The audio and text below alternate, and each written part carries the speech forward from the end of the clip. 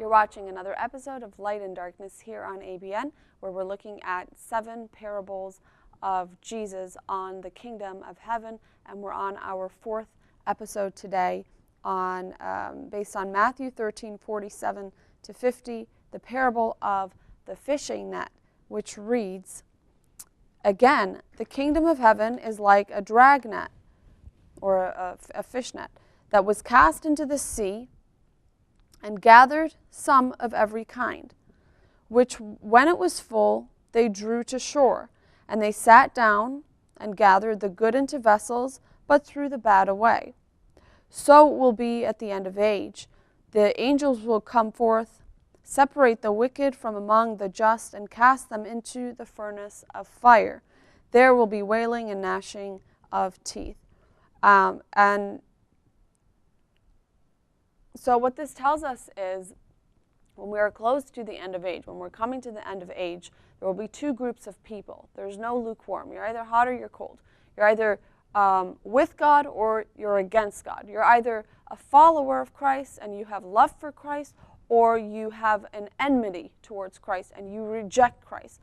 And either Christ has chosen to love you and accept you, or Christ has chosen to deny you because you have, in fact, denied him.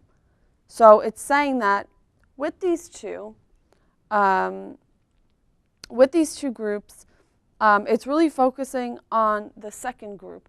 And the second group is the group in which those who fall under the bad news, and probably the majority of people will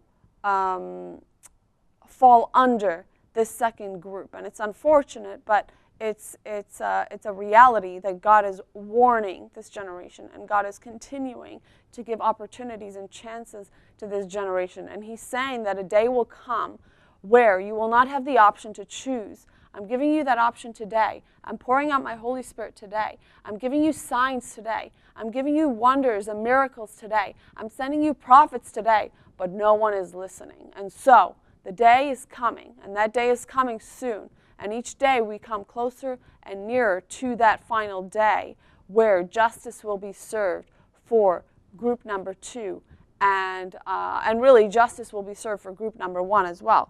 But it's saying here, the angels will come forth, separate the wicked from among the just, and cast them, not the just, cast them, the wicked, into the furnace of fire, where there will be wailing and gnashing of teeth. And really the symbol of the wailing and the gnashing of teeth here is, it represents suffering, and it represents relinquishing all control, and it represents being under the mercy of something in which you have no power over anymore.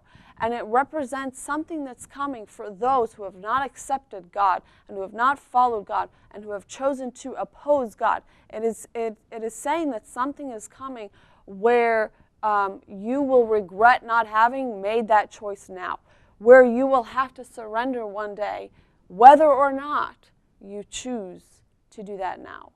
And by the way, when we talk about surrender, it's a surrender out of love, it's a surrender out of relationship, and it's a surrender out of a mindset of purity, not a surrender out of the way that we usually define or think of surrender in a physical terminology. But surrender is a beautiful thing if we look at it with our spiritual eyes.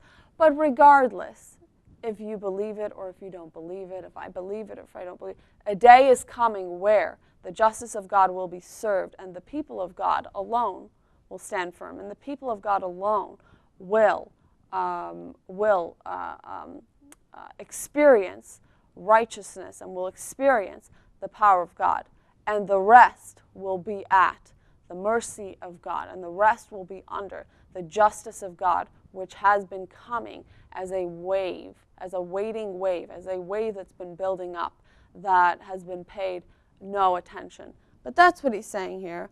And I'm sure that those of you that are watching are hopefully and probably on the side of the just and the meek and the pure and those who God will come and rescue and bring a voice to and stand united with, and not on the with the other group who have been given chances and who have been provided opportunities and who have been spoken to and talked to in love and in righteous anger. But I hope that you will continue to look forward to that day of justice and stand firm in your faith and in your belief and in your closeness and relationship and love for God. And until that day, we wait patiently and earnestly for Him and stand firm in righteousness until that day comes. Thanks for joining us here on Light and Darkness.